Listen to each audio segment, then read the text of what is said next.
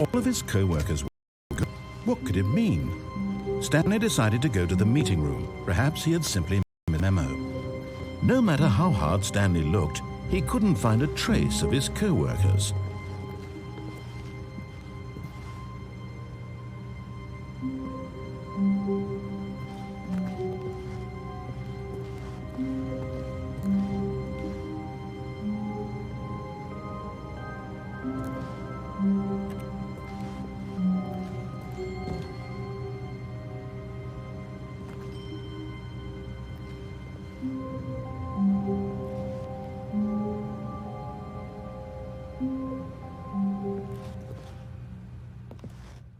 At first, Stanley assumed he'd broken the map, until he heard this narration and realized it was part of the game's design all along.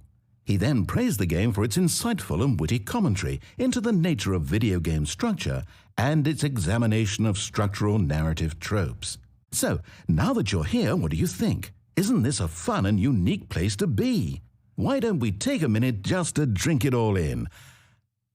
Okay, I'm over it now. What do you think? Are you sick of this gag yet?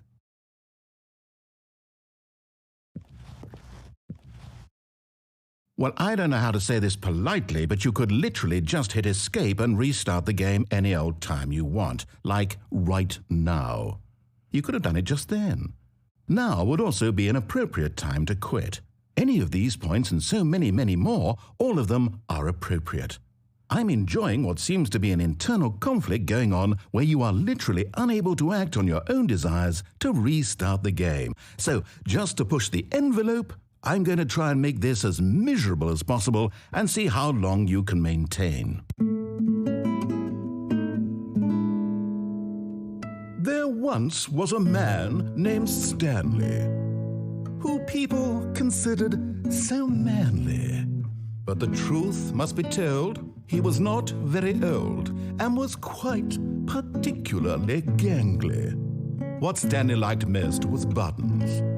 He pushed them like some kind of glutton. He did it all day in a meaningful way, but his brain had long ceased to function. Which is why he is in this parable and lives an existence quite terrible. And if you are not strong and keep playing along, you too will become quite unbearable. Yes. You too will become quite unbearable.